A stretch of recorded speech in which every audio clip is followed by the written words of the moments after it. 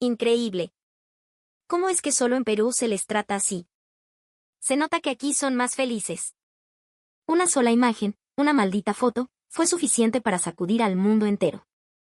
En 2023, una comparación publicada en las redes sociales de Perú se hizo viral, encendiendo una llama de indignación que cruzaría fronteras.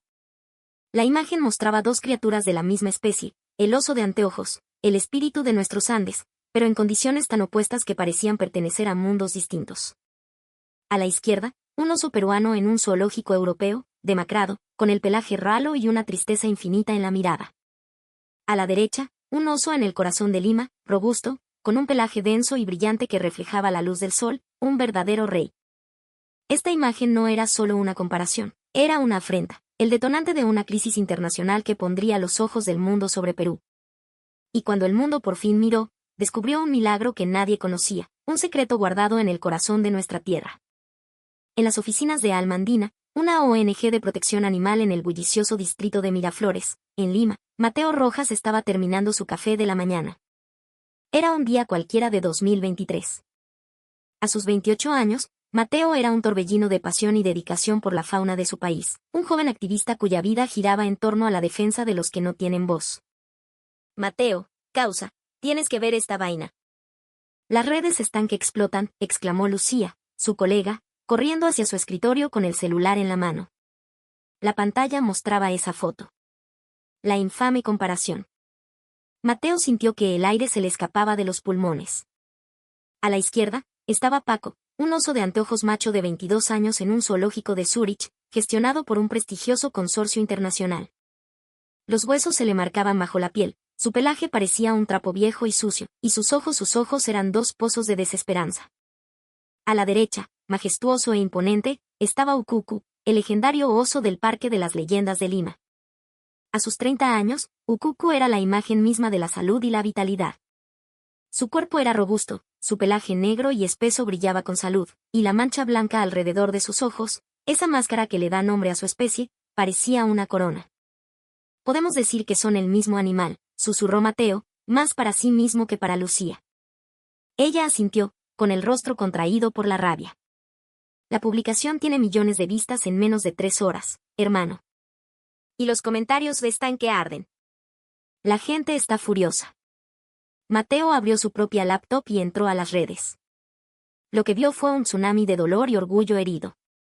Un torrente de comentarios que brotaban del corazón de un pueblo. ¡Qué conchas! ¿Así tratan a nuestro espíritu de la montaña? Abusivos de mierda. Devuelvan a nuestro oso. No merecen tenerlo. Eso no es un zoológico, es una cárcel. Miren cómo lo tienen en nuestra tierra, gordo y feliz. Eso es amor, carajo. Los comentarios se contaban por millones.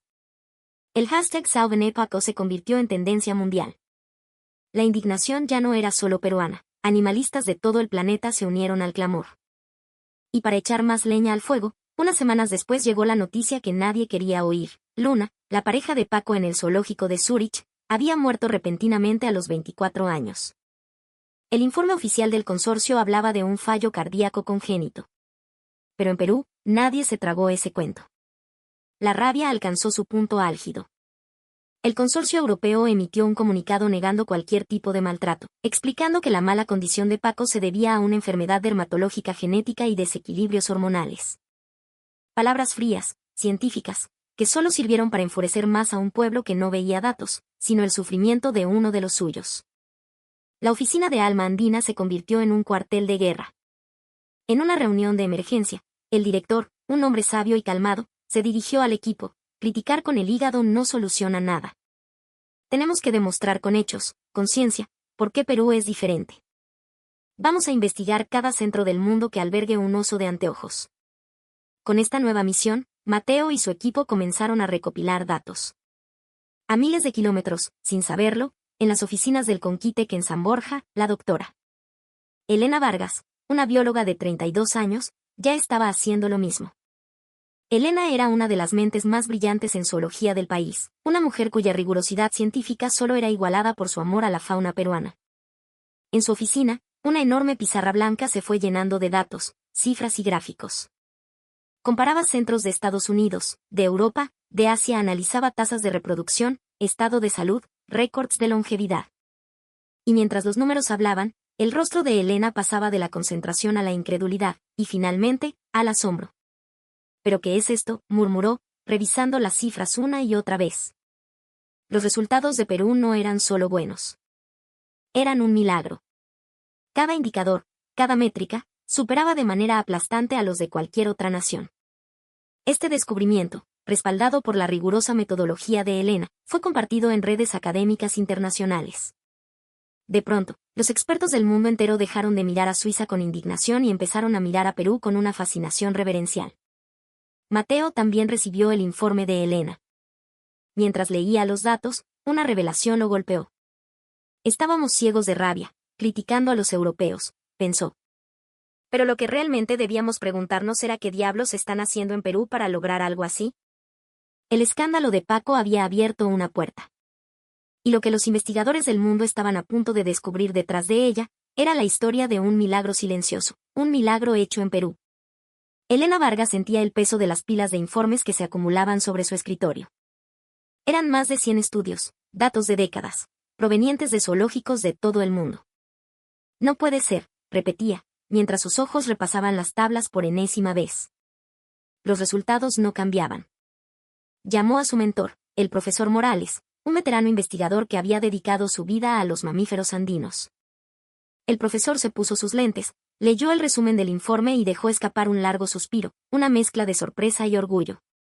Mientras el mundo hacía ruido con su tecnología, dijo con voz grave, nosotros, en silencio, estábamos construyendo una leyenda. El panorama mundial del cuidado del oso de anteojos era el siguiente: 4 instalaciones importantes en Estados Unidos, 3 en Europa, y otras en Rusia y Asia. Perú tenía solo 2 centros de alto nivel.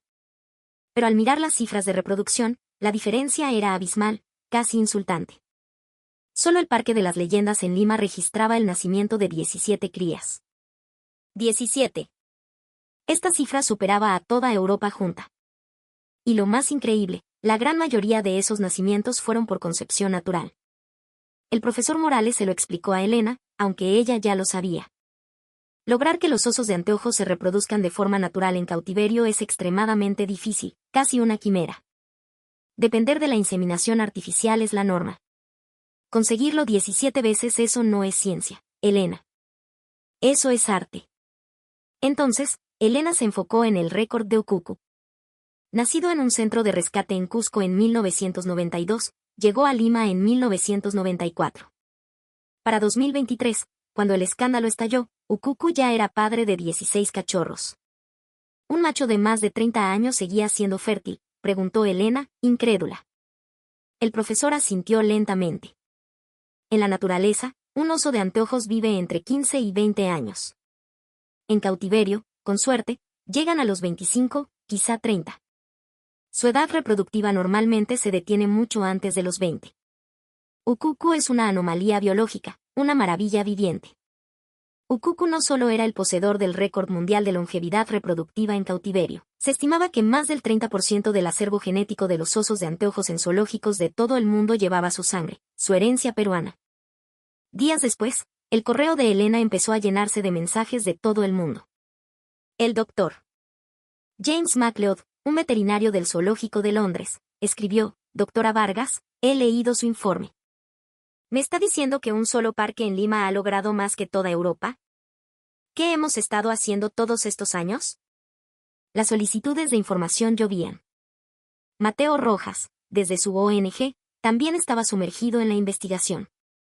Accedió a la web del Parque de las Leyendas y se quedó pasmado al ver la transparencia con la que publicaban los registros de Ukuku. Su dieta diaria, sus chequeos médicos, sus patrones de comportamiento. Todo estaba allí, a la vista de todos. Vivió 29 años en nuestro país y pudo regresar a su hogar espiritual en los Andes, sano y fuerte, pensó Mateo con una profunda admiración. En el zoológico de San Diego, el zoólogo David Chen, uno de los más respetados del mundo, leía el mismo informe. El éxito de Perú no es suerte, le dijo a su director.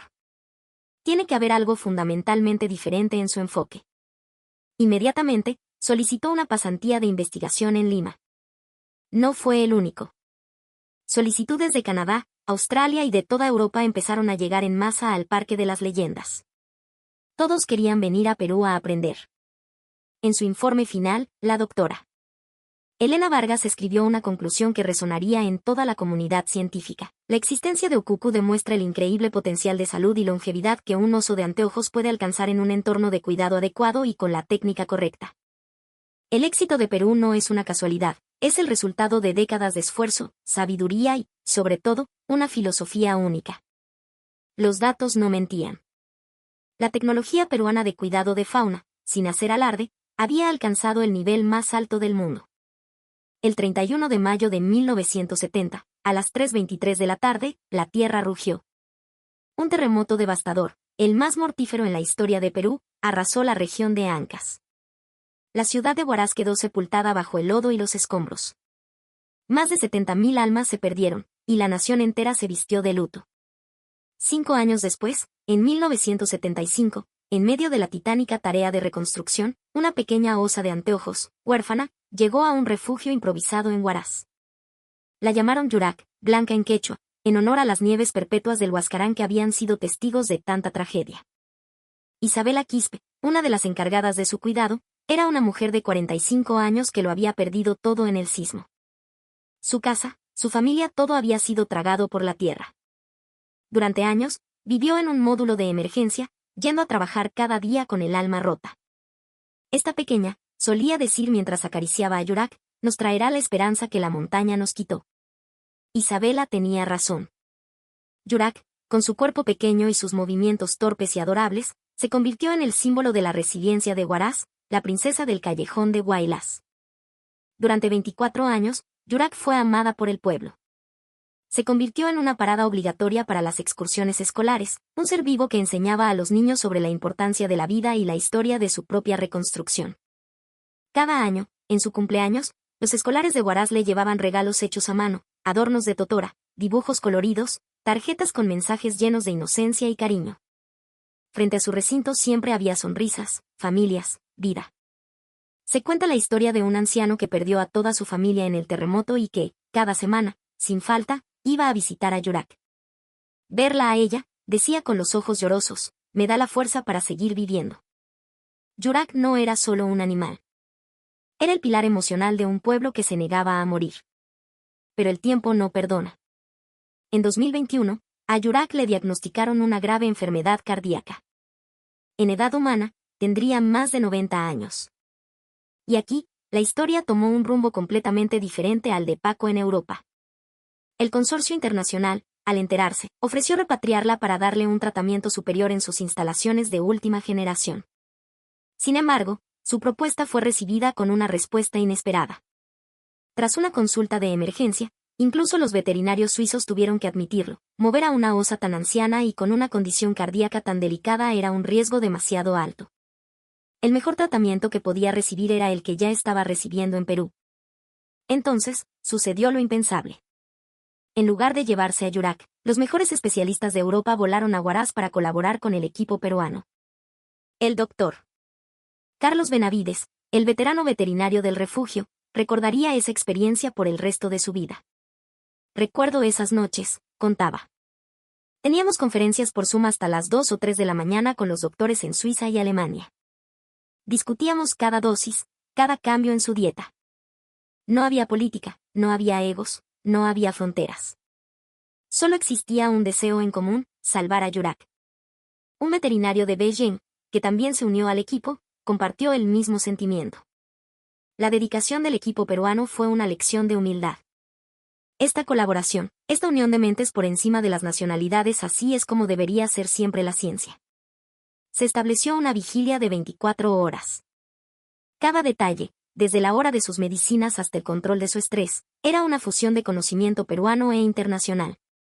Finalmente, el 31 de marzo de 2024, rodeada del cariño de sus cuidadores, Yurak cerró los ojos por última vez. La noticia de su muerte sumió a Huaraz en un profundo silencio. Se instaló un altar conmemorativo a la entrada del refugio. Desde antes del amanecer, se formaron largas colas de personas que, con lágrimas en los ojos, dejaban flores y mensajes. Los ancianos que sobrevivieron al terremoto lloraban desconsoladamente, secándose las lágrimas con sus pañuelos. La escena fue transmitida por noticieros internacionales. Mateo Rojas vio las noticias desde su oficina en Lima y una profunda reflexión lo invadió.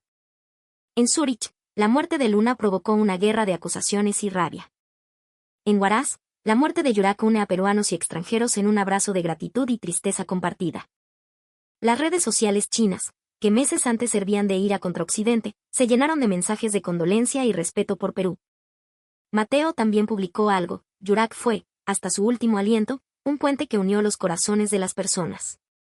El escándalo de Paco generó odio, la historia de Yurak generó respeto.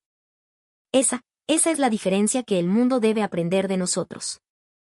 El propio alcalde de Huaraz emitió un comunicado: Yurak nos devolvió la esperanza. Gracias a ella, Huaraz pudo ponerse de pie. Mientras tanto, en abril de 2023, Paco finalmente regresó a Perú. Aterrizó en Lima y fue trasladado inmediatamente a un centro especializado para recibir cuidados intensivos. Unos meses después, se publicaron nuevas fotos de él. El cambio era milagroso. Se veía robusto, su pelaje volvía a crecer y la luz había regresado a sus ojos. Mateo vio esas fotos con una mezcla de alegría y melancolía. Qué bueno que volvió y se recuperó, pensó. Pero si desde el principio lo hubieran cuidado como lo hacemos aquí. Se detuvo. Se dio cuenta de que no se trataba de criticar, sino de enseñar. Las dos historias, la de Yurak y la de Paco, los caminos tan opuestos que recorrieron dos osos de anteojos, le habían mostrado al mundo la lección más importante de todas: la diferencia abismal que marcan un entorno adecuado y, sobre todo, el amor. Sophia Richards, una joven veterinaria del zoológico de Toronto, no podía creer lo que veía. Era su primer día de capacitación en el Parque de las Leyendas y estaba completamente anonadada. Observaba a un cuidador, Javier, un muchacho que no tendría más de 25 años, anotar meticulosamente cada detalle del comportamiento de un oso en una libreta. Disculpa, le preguntó Sophia, ¿anotas la velocidad a la que camina, el ángulo en el que come el choclo, el color y la cantidad de sus excrementos, todo? Javier Mendoza, un joven de Huarochirí que llevaba 4 años trabajando en el parque, le sonrió con calma. Claro. Los osos no te dicen cuando se sienten mal. No se quejan. Así que nosotros tenemos que ser capaces de darnos cuenta. Un simple cambio en su forma de caminar, casi imperceptible, nos puede estar diciendo: oye, causa, hoy no me siento bacán. Javier era joven, pero sus maestros, los cuidadores más antiguos, le habían inculcado el arte de la observación con una disciplina casi militar. En el Parque de las Leyendas, cada movimiento, cada gesto, se registraba y se convertía en datos. Habían instalado cámaras con inteligencia artificial de última generación, pero la decisión final, el diagnóstico intuitivo, siempre recaía en el ojo humano, en la conexión entre el cuidador y el animal. La cantidad de comida, los residuos, las horas de sueño, nada se pasaba por alto. La observación minuciosa era la piedra angular de la técnica peruana. Sophia estaba estupefacta. En mi país, le confesó a Javier, tenemos un manual que dice cómo cuidar a un oso de anteojos. Pero aquí es diferente. Aquí ustedes tienen un manual que dice cómo cuidar a este oso de anteojos. Había dado en el clavo. La personalización del cuidado era total. Ukuku, por ejemplo, era un gourmet increíblemente exigente. Era extremadamente sensible a la frescura de sus frutas y vegetales. Por eso, los cuidadores se aseguraban de conseguirle cada día productos frescos de múltiples valles, como la papaya de Huaral o el plátano de la selva central. Ajustaban la variedad, la dureza y la presentación según el humor y el apetito de cada oso, cada día. La temperatura, la humedad, incluso la iluminación de sus recintos, todo estaba controlado al milímetro. El secreto de su longevidad y salud era un diseño ambiental obsesionado con minimizar el estrés. Michael Brown, un biólogo del zoológico de Melbourne que también estaba de pasantía, quedó maravillado con el enfoque científico del programa de reproducción. El nivel de precisión en su análisis hormonal es de otro planeta, dijo, después de pasar 3 meses en el laboratorio del parque. Para determinar con exactitud el ciclo de ovulación de las hembras, realizaban mediciones hormonales periódicas. Identificaban científicamente el momento óptimo para el apareamiento, elevando drásticamente la tasa de éxito de la concepción natural. Pero la técnica que dejó a todos boquiabiertos fue la de la crianza simultánea de gemelos. Normalmente, si una osa de anteojos da a luz a gemelos, solo cría a uno y abandona al otro. Pero en el Parque de las Leyendas habían perfeccionado una técnica asombrosa. Mientras la madre amamantaba a uno, el otro era cuidado en una incubadora. Cada pocas horas, con un sigilo y una precisión de cirujano, los cuidadores intercambiaban a los bebés. Marisol Flores, una joven cuidadora que llevaba 3 años en el parque, se lo explicó. Tenemos que hacerlo con un cuidado extremo para que la madre no se dé cuenta del cambio. De esta forma, ambos cachorros reciben leche materna y crecen con un sistema inmunológico fuerte y robusto.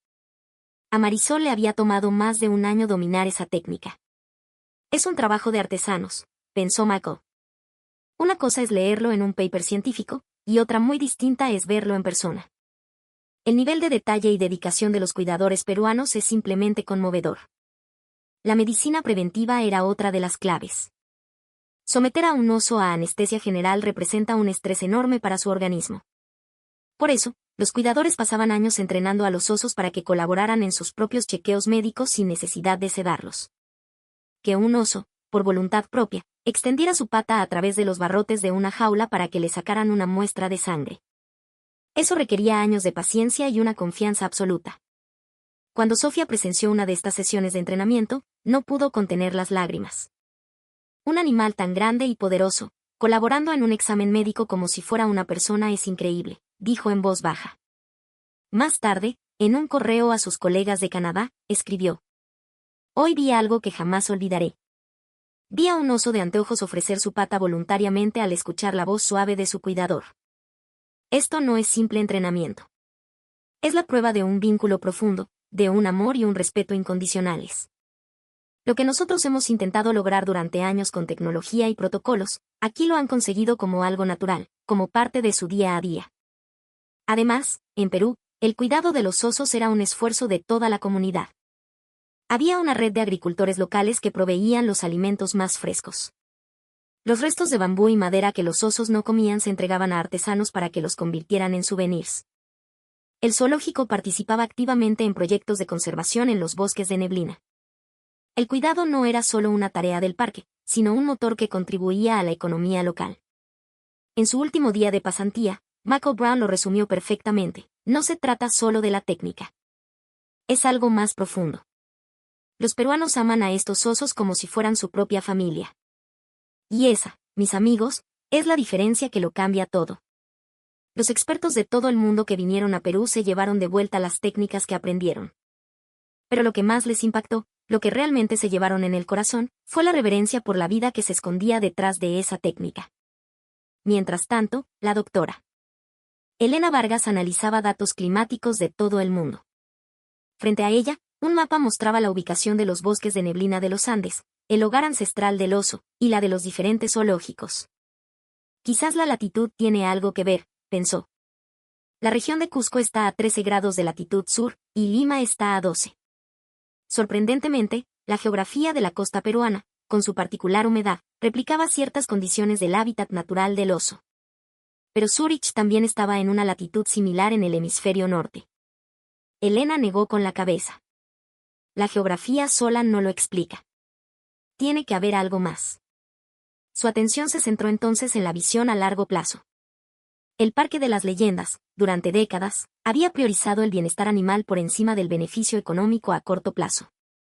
La formación de un cuidador tomaba años. La inversión en instalaciones era constante y generosa. La técnica se transmitía de generación en generación, en un proceso de mejora continua. Mateo, en su propia investigación, descubrió algo que lo dejó atónito al analizar los informes financieros del parque. ¿Destinan todo este presupuesto al cuidado animal?, se preguntó. El mantenimiento, la comida, los gastos veterinarios, la investigación. Todo recibía una financiación prioritaria y sostenida durante casi 30 años. Mateo sonrió con admiración. Esto no es un gasto. Es una inversión. Una inversión en el futuro, en la vida. Michael Brown, el australiano, había sentido lo mismo. En mi país, siempre estamos bajo la presión de los recortes presupuestarios. Pero aquí es diferente. La actitud es: si es necesario para el bienestar del oso, se hace. Punto. Pero el factor más importante, el corazón de todo el asunto, era el trasfondo cultural de Perú. Sophia Richards, la canadiense, se quedó fascinada al escuchar las conversaciones de los cuidadores. Ukuku Taita parece que está de buen humor hoy. La pequeña Yurak mamita está un poco desganada. Usaban las palabras Taita, padre en quechua, y mamita, tratando a los osos con el respeto y el cariño de un miembro de la familia, de un ancestro. Sophia le preguntó al traductor qué significaba, y cuando lo entendió, asintió con una profunda comprensión. Esta es la cosmovisión andina, ¿verdad?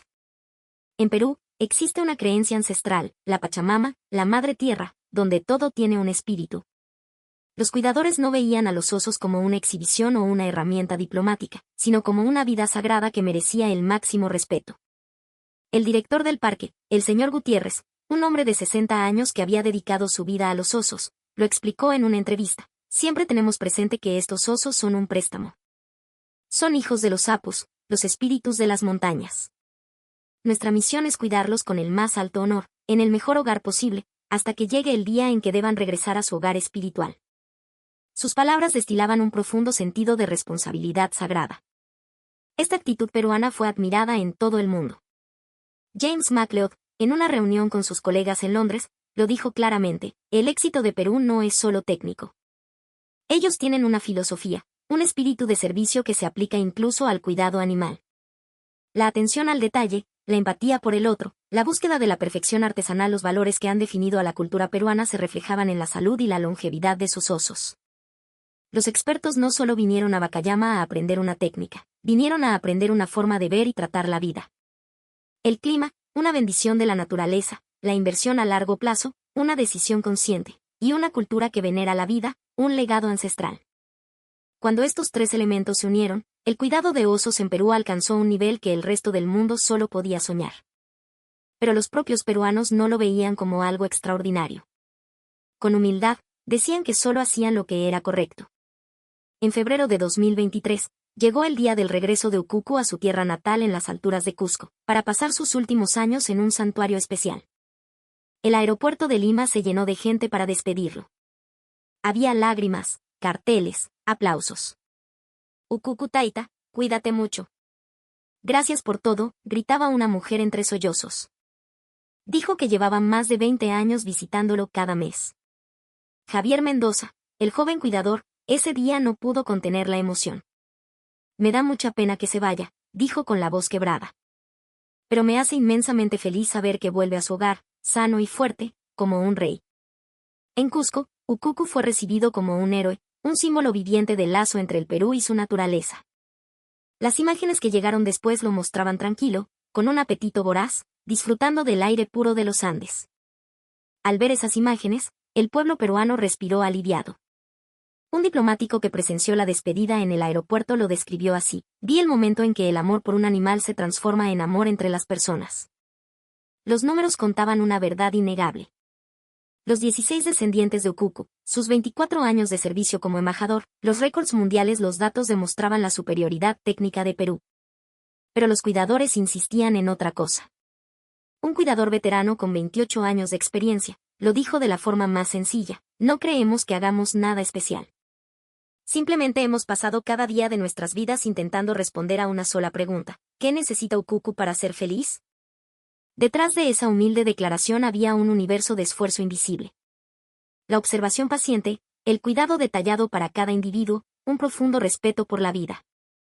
La dedicación silenciosa era lo que había producido resultados extraordinarios. Mateo Rojas terminó su informe final. En la última página, escribió: el éxito del cuidado del oso de anteojos en Perú no es solo una cuestión de técnica. Es un reflejo del espíritu peruano. Un espíritu que respeta por igual a animales y humanos, que se entrega por completo a las vidas más pequeñas, que busca la excelencia como un artesano. Cuando todo eso se junta, ocurre un milagro. La doctora Elena Vargas llegó a la misma conclusión.